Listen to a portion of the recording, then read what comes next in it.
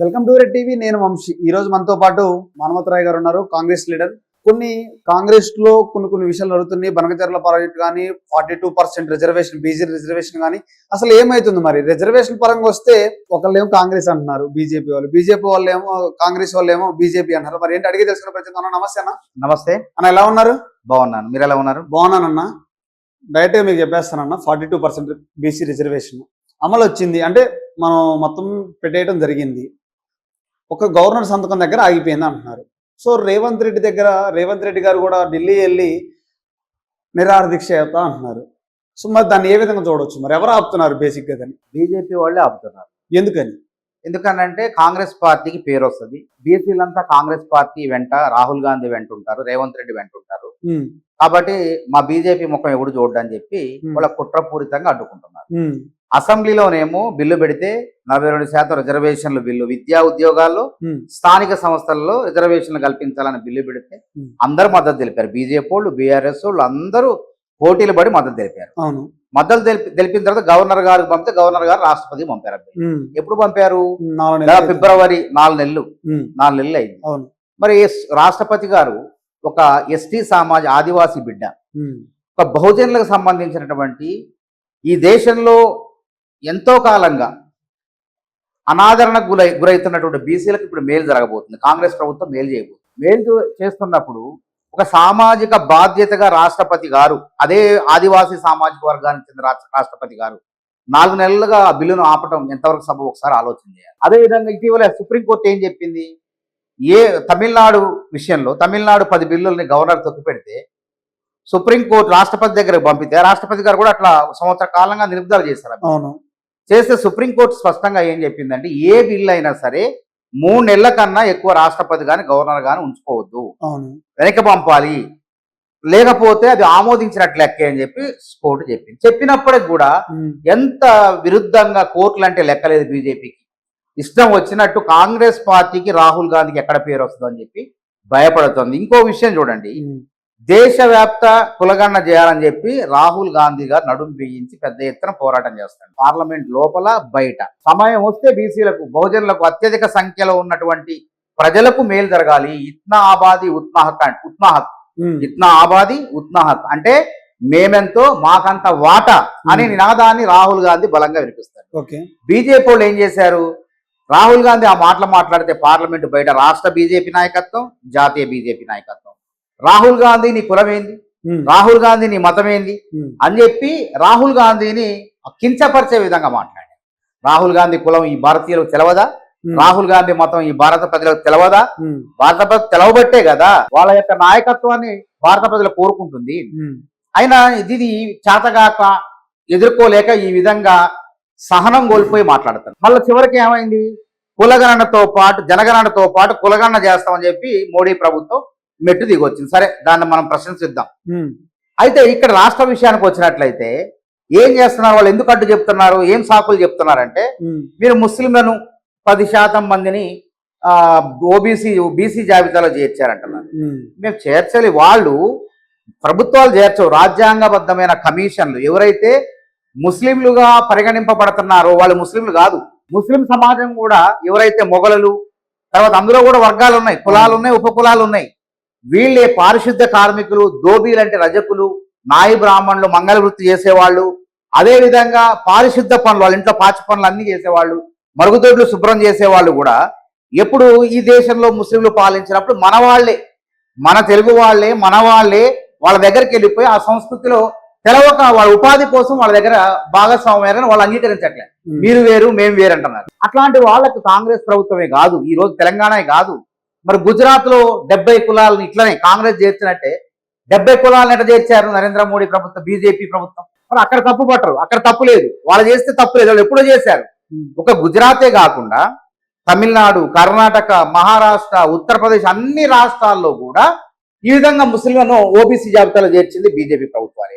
అక్కడ చేర్చారు, ఇక్కడ చేరుస్తుంటే అడ్డుకోవటం కోసం, అంటే ఏదో కారణం చెప్పాలిగా, కారణం చెప్పడం కోసం అడ్డుకుంటారు. అందుకే కాంగ్రెస్ పార్టీ, ముఖ్యమంత్రి రేవంత్ రెడ్డి గారు దృఢ సంకల్పంతో మేము ఎట్లయినా సరే ఎన్నికలు పోవాలంటే ఇచ్చిన మాట, రాహుల్ గాంధీ ఇచ్చిన మాట నెరవేర్చాలంటే తప్పకుండా రాష్ట్రపతి గారు ఆమోద ముద్ర వేయాలి. ఆర్డినెన్స్ తీసుకొచ్చిన గవర్నర్ గారు పంపించిన.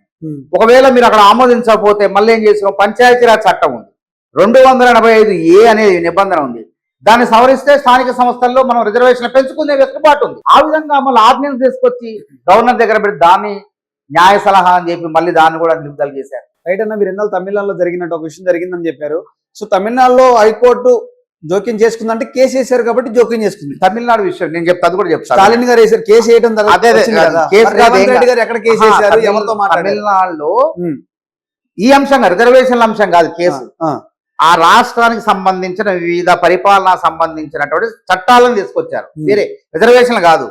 దీన్ని అమలు చేయబోతాం, దీన్ని గవర్నర్ గారు పంపుతారు. ఏ బిల్ అయినా ఆమోదించిన తర్వాత గవర్నర్ పంపుతారు. గవర్నర్ గారు దాన్ని తొక్కిపెట్టారు. తొక్కిపెట్టడమే కాకుండా ఆ బిల్లుల్ని రాష్ట్రపతి దగ్గర పంపిస్తే వారు తొక్కిపెట్టారు. కాబట్టి వాళ్ళు కోర్టుకు పోతే కోర్టు తీర్పిచ్చింది ఆ విధంగా. అయితే మన కాంగ్రెస్ ప్రభుత్వం రేవంత్ రెడ్డి గారి నాయకత్వంలో రేపు మెడలు వంచైనా సరే బీజేపీ ఎట్లయితే కులగణన చేయం, జనగణన కులగణన చేయము అని ఎట్లయితే మళ్ళీ మాట మార్చి కులగణన చేస్తాం జనగణనతో పాటని చేశారు, అదే విధంగా రాహుల్ గాంధీ గారు రేవంత్ రెడ్డి గారి నాయకత్వంలో రేపు జంతర్ మంతర్ దగ్గర 6వ తారీఖున ఇవాళ ఉదయం అంటే ఇవాళ 4వ తారీఖు ఉదయం 10 గంటలకు రైలు బయలుదేరుతాను. చర్లపల్లి సికింద్రాబాద్ నుంచి రైలు బయలుదేరుతాను. ఆ రైల్లో తెలంగాణకు సంబంధించినటువంటి బీసీ నాయకత్వాన్ని, బీసీలని, వివిధ కులాలని తీసుకుని జంతర్ మంతర్ లో 6వ తారీఖు ధర్నా దిగబోతున్నాం ముఖ్యమంత్రి రేవంత్ రెడ్డి గారి నాయకత్వం. కాబట్టి అట్లన్నా మేల్కుంటారా ఈ తెలంగాణ ప్రజలు చేసే ఉద్యమాన్ని చూసైనా తప్పకుండా బీజేపీ ప్రభుత్వం దిగి రావాల్సిందే. ఎందుకంటే బీసీలు చైతన్యవంతమయ్యారు. బీసీలతో పెట్టుకుంటే బీజేపీకి భవిష్యత్తు ఉండదు. బీసీ ఈ విషయంలో ఎట్లుందంటే వాళ్ళది బీజేపీ పార్టీ అది ఎట్లుందంటే బీసీ బిల్లు అసెంబ్లీలో ఆమోదిస్తారు అంటే నోటితో నవ్వుతూ నొసటితో వెక్కిరించినట్లుంది 42% రిజర్వేషన్లని. ఒక పక్క అసెంబ్లీలో ఆమోదిస్తారు, ఇంకో పక్క అడ్డుకుంటారు. కులం ముస్లింలు చేర్చారని చెప్పి ఇది ఎంత వరకు న్యాయం అని చెప్పి మనం అడుగుతాం. ఇప్పటి వరకు మీరు 42% ఎవరికి కేటాయించారా? కేటాయించలే కదా. ఇప్పుడు ఏ రాష్ట్రంలో లేని రిజర్వేషన్లు 69% రిజర్వేషన్ తమిళనాడులో కొనసాగుతాయి. అవును. సుప్రీంకోర్టు ఏం చెప్పింది, Indra Sawhney versus union India of మన భారత ప్రభుత్వంతో కేసులో ఏం చెప్పిందంటే 50% రిజర్వేషన్లు పెంచొద్దని ఒక పరిమితి విధించింది. అయినప్పటికీ 92లో జరిగిన తీర్పు అది. అయినప్పటికీ తమిళనాడులో 1994 నుంచి 69% రిజర్వేషన్లు అమలవుతున్నాయి. ఎట్లా అమలవుతున్నాయి? అసలు ఈ తమిళనాడులో రిజర్వేషన్లు అమలు కావడానికి కారణం కాంగ్రెస్ ప్రభుత్వం, తెలంగాణ బిడ్డ, మాజీ ప్రధాని దివంగత నేత పివి నరసింహరావు. పివి నరసింహరావు హయాంలో సుప్రీంకోర్టు ఒకవేళ వెళ్తే ఎవడన్నా 69% రిజర్వేషన్లు కొట్టుకుపోతాయని చెప్పి భారత రాజ్యాంగంలో 9వ షెడ్యూల్లో దాన్ని పెట్టారు. ఆ పెట్టే విధంగా అక్కడ నాయకత్వం మొత్తం ఏకమైంది. తమిళనాడులో జయలలిత, డిఎంకే, కరుణానిధి అన్ని పార్టీలు ఏకమయ్యి పివి నరసింహరావు దగ్గరికి వస్తే అప్పుడు కాంగ్రెస్ ప్రభుత్వం తప్పకు ఆర్డినెన్స్ ద్వారా దాన్ని 9వ షెడ్యూల్లో చేర్చడం జరిగింది. కళ్ళ ముందు ఉంది కదా. మరి బీజేపీ ప్రభుత్వానికి ఏమైంది అంటున్నా? ఎక్కడ నొప్పి అవుతుంది? బీసీలకు మేలు జరుగుతుంటే ఎందుకు మీకు నొప్పి కలుగుతుంది? మేము కాంగ్రెస్ 94వ సంవత్సరం 76వ రాజ్యాంగ సవరణ 76వ రాజ్యాంగ సవరణ ద్వారా 69% రిజర్వేషన్లు పెంచుకునే విధంగా భారత రాజ్యాంగంలో 9వ షెడ్యూల్లో చేర్చను. మరి మీరు ఎందుకు చేర్చారు? ఇప్పుడు చేర్చండి, చిత్తశుద్ధి లేదు కాబట్టి అడ్డు చెప్తున్నారు. అనేక వంకలు పెట్టి ఈ బీసీలకు రిజర్వేషన్లు ఇవ్వడం ఇష్టం లేదు బీజేపీ ప్రభుత్వానికి అనేది తేట తెల్లం అయిపోయింది. కాబట్టి ఇప్పుడు మేమేమన్నా వీళ్ళు అడ్డుపడినా సరే ఎట్టి పరిస్థితులు ప్రజా ఉద్యమంగా దేశవ్యాప్తంగా కాబోతుంది. ఈరోజు రాహుల్ గాంధీ గారు మొన్న మీటింగ్ పెట్టినప్పుడు 100 మంది ఎంపీలు మా రేవంత్ రెడ్డి గారిని అభినందించారు. మీరు చేసిన తీరు అభినందనీయం. కులగణన ఇలా తెలంగాణలో బీసీల జనాభా ఎంత? 46.33 ప్లస్ ఓబీసీల ముస్లింలు కలిపితే 10.28 అంటే 56.33% జనాభాని శాస్త్రీయబద్ధంగా లెక్కించారు రాహుల్ గాంధీ లెక్కించారు రేవంత్ రెడ్డి అని చెప్పి రాహుల్ గాంధీని అభినందించారు. అప్పుడు అందుకే RARE అంటే రాహుల్ రేవంత్ శకం మొదలవుతుంది ఈ భారత రాజకీయాల్లో. ఈ రాజకీయాల్లో వీళ్ళు భారతదేశ భవిష్యత్ నిర్మాతలుగా RARE అంటే రాహుల్ రేవంత్ మారబోతున్నారు అనేటువంటి దిశానిర్దేశం ఆ మీటింగ్ ద్వారా తెలుసుకోవడం జరిగింది. కాబట్టి ఎందుకని అడ్డుకోవాలి? అందుకే ఇంకో విషయం, అసలు ఈ దేశంలో రిజర్వేషన్లు అమలు చేసింది ఎవరు? అందరికి, అన్ని వర్గాలకి కాంగ్రెస్ ప్రభుత్వాలే. నెహ్రూనే, ఇందిరాగాంధీనే, పివి నరసింహరావు కాంగ్రెస్ ప్రభుత్వాలే. ఎస్సీలకు, ఆ ఎస్టీలకు, ఆదివాసీలకు భారత రాజ్యాంగంలో పెట్టి రిజర్వేషన్లు అమలు చేసింది కాంగ్రెస్ ప్రభుత్వం కాదా? ఉమ్, అదే విధంగా ఇప్పుడు అమలవుతున్నటువంటి ఓబీసీలకు ఇప్పటి వరకు దేశవ్యాప్తంగా ఉమ్, 27% రిజర్వేషన్లని మండల కమిషన్ని సిఫార్సుల్ని అమలు చేసింది ఎవరు? ఉమ్, కాంగ్రెస్ ప్రభుత్వం, పివి నరసింహరావు. కాంగ్రెస్ ప్రభుత్వం పివి నరసింహరావే. ఎందుకంటే ఎప్పుడైతే ఈ మండల కమిషన్ సిఫార్సు ఆయన కమిషన్ వేశారు, ఆ కమిషన్ ఏం చేసిందంటే 27% రిజర్వేషన్లు అమలు చేయాలని చెప్పి ఎప్పుడో తీర్పిస్తే ఉమ్, విపి సింగ్ ప్రభుత్వం 1990లో దీన్ని అమలు చేయాలని చూసింది. ఉమ్, అప్పుడు విపి సింగ్ ప్రభుత్వానికి మద్దతుగా ఉన్నటువంటి బీజేపీ, ఒకవేళ బీసీలకు రిజర్వేషన్లు ఇవ్వటం ఇష్టం లేని బీజేపీ పార్టీ ఏం చేసిందంటే మండల కమిషన్ కు ప్రతిగా కమండల్ అనేటువంటి ఉద్యమాన్ని తీసుకొచ్చింది. అంతేకాకుండా ఉమ్, ఆ విపి సింగ్ ప్రభుత్వాన్ని పడగొట్టింది.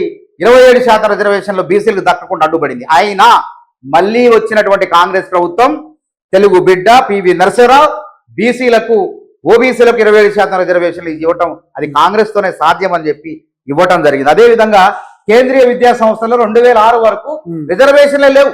అట్లాంటిది సోనియా గాంధీ గారి నాయకత్వంలో దివంగత ప్రధాని మన్మోహన్ సింగ్ గారు కేంద్రీయ విద్యా సంస్థలు అంటే సెంట్రల్ యూనివర్సిటీలు, ఐఐటి, ఐఐఎం ఏవైతే ఉన్నాయో వాటన్నిటిలో 27% రిజర్వేషన్లు ఉండాలని చెప్పి అమలు చేసినటువంటి చరిత్ర కాంగ్రెస్ ప్రభుత్వాలది. అంతేకాకుండా రాష్ట్రంలో లంబాడీలని అప్పటిదాకా బీసీ జాబితాలు 75 దాకా వాళ్ళు 1975 దాకా బీసీ జాబితాలు ఉంటే అట్లాంటి వాళ్ళని ఎస్టీ జాబితాలో చేర్చాం. అదే విధంగా ఇలా సుప్రీంకోర్టు వర్గీకరణ మీద తీర్పిచ్చింది. చూడండి, మీరు వెతకండి, భూతద్దం పెట్టి వెతకండి. ఏ రాష్ట్రమైనా కాంగ్రెస్ చెప్పనండి, ఏ రాష్ట్రమైనా వర్గీకరణని అసెంబ్లీలో బిల్లు పెట్టి అమలు చేసిందా? రేవంత్ రెడ్డి తెలంగాణ రాష్ట్రం మాదిగలకు ఉపకులాలకు న్యాయం జరగాలని చెప్పి మొదట అమలు చేసినట్టు మొదటి రాష్ట్రం. ఇలా వాళ్ళు ఎంబీబీఎస్ సీట్లు పొందారు మాదిగలు, మాదిగ ఉపకులాలు. ఇంజనీరింగ్ సీట్లు పొంది రిజర్వేషన్ ఫలాలు అనుభవిస్తున్నారు. అది చేసిన మేము అన్ని మేమే చేసినాం. ఈ 49% 42% రిజర్వేషన్లు కూడా బీజేపీ వాళ్ళు చేస్తారా? చేయండి, లేకపోతే చావండి. లేకపోతే కాంగ్రెస్ పార్టీ వచ్చే కాంగ్రెస్ ప్రభుత్వం, కేంద్ర ప్రభుత్వం, రాహుల్ గాంధీ ప్రధానిగా తప్పకుండా 42% రిజర్వేషన్లు అమలు చేస్తాం. మీరు అమలు చేసి మీరు ఆమోదించినా ఆమోదించకపోయినా మాకున్నటువంటి మార్గాల ద్వారా తప్పకుండా 42% రిజర్వేషన్ ద్వారా స్థానిక సంస్థలలో ఎన్నికలకు పోతాం మేము. రైట్, మీరు 4 నెలలు అయితే ఇచ్చి గవర్నర్ కి ఇవన్నీ ఇచ్చి 4 నెలలు మినిమం 3 నెలల తర్వాత ఉంచుకోవద్దని కోర్టే చెప్పింది. మరి కోర్టును ఎందుకు సంప్రదించలేదు కాంగ్రెస్ ప్రభుత్వం కానీ రాహుల్ గాంధీ కానీ? ఎందుకు ఇప్పటి వరకు పోలేదు అని మేమనేది కాదు. కోర్టు పోవటం అంటే ఫస్ట్ కేంద్ర ప్రభుత్వంతో చర్చా మార్గం ద్వారా, చర్చల ద్వారా పరిష్కరించుకోవాలా. అప్పటికి కూడా మాట అనకపోతే అప్పుడు మళ్ళీ సుప్రీంకోర్టుకు పోయినా. అయినా కానీ కోర్టులో కూడా ఏముందంటే ఈ భారత రాజ్యాంగంలో 361 నిబంధన ఉంది, ఆర్టికల్ 361. ఆ నిబంధన ప్రకారం గవర్నర్లు కానివ్వండి, రాజ్యాంగబద్ధమైన పదవుల్లో ఉన్న గవర్నర్ కానివ్వండి, రాష్ట్రపతి కానివ్వండి, ఉపరాష్ట్రపతులని కోర్టులు ప్రశ్నించలేవు. నువ్వు ఇది చేయమని చెప్పి ఆదేశాలు జారీ చేయలేవు. వాళ్లకు స్వయం నిర్ణయాధికారం, విచక్షణాధికారాలు ఉన్నాయి రాష్ట్రపతికి, గవర్నర్. అందుకే కోర్టులు కూడా ఏం చెప్పలేకపోతున్నాయి. చెయ్యండి అని సూచనలు ఇస్తున్నాయి తప్ప ఆదేశాలు ఇవ్వలేకపోతున్నాయి. కాబట్టి చట్టంలో ఉన్న లొసుగులను ఆసరాగా చేసుకుని బీజేపీ ప్రభుత్వం 42% రిజర్వేషన్లు బీసీలకు దక్కకుండా ద్రోహం చేస్తుంది. అయితే ఇంకొక పార్టీ వాళ్ళు, రాజకీయ నాయకులు ఏమంటున్నారంటే కాంగ్రెస్ బీజేపీ కలిసి బీసీలకు అన్యాయం జరుగుతుంది అని జరుగుతుంది. ఇప్పుడు ఈ రోజు చూసుకుంటే కవిత గారు 4వ తారీఖు నుంచి అనుకుంటా నిహార దీక్ష 72 గంటలు చేస్తామని చెప్తున్నారు. కేవలం కాంగ్రెస్ బీజేపీ కలిసి కుట్ర చేస్తున్నారు, బీసీలకు అన్యాయం చేస్తున్నారు. సో మేము ఖచ్చితంగా ఎంతవరకన్నా పోతానే ఆమె తిండి నీళ్లు లేకుండా కూర్చుంది. మరి మీరేమంటారు? ఆమె అందరిని రమ్మంటారా? మేము బీసీలకు మేలు చేసే విషయంలో రాష్ట్రంలో అన్ని పార్టీలు తమిళనాడు రాజకీయాలను ఆదర్శంగా తీసుకోండి.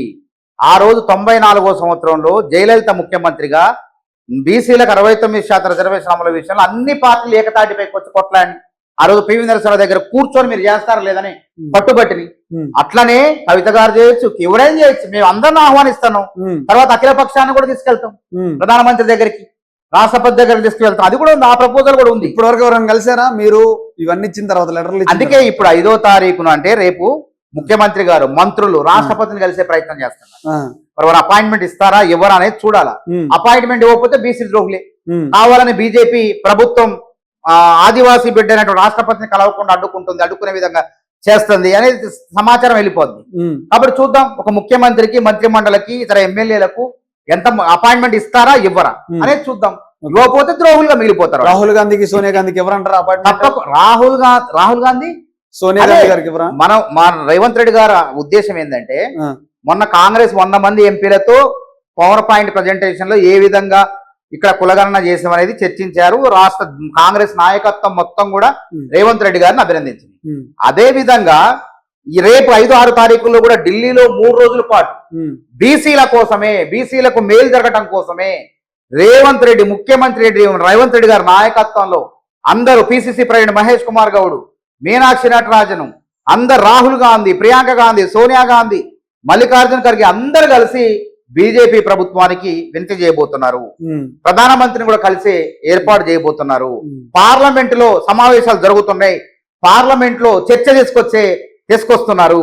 కాబట్టి గత్యంతరం లేని పరిస్థితి బీజేపీకి, ఏ కుంటి సాకులు చెప్పి తప్పించుకోలేని పరిస్థితి. ఒకవేళ అట్లా తప్పించుకుంటే శాశ్వతంగా బీసీ ద్రోహులుగా మిగిలిపోతారు. తర్వాత ఎట్లా కాంగ్రెస్ పార్టీ అధికారంలోకి వస్తుంది, వచ్చిన తర్వాత శాశ్వతంగా బీసీలకు న్యాయం జరిగే విధంగా, ఏ కోర్టులు ప్రశ్నించకుండా బీసీలకు న్యాయం జరిగే విధంగా రిజర్వేషన్లు అమలు జరిపి తిరుగుతుంది.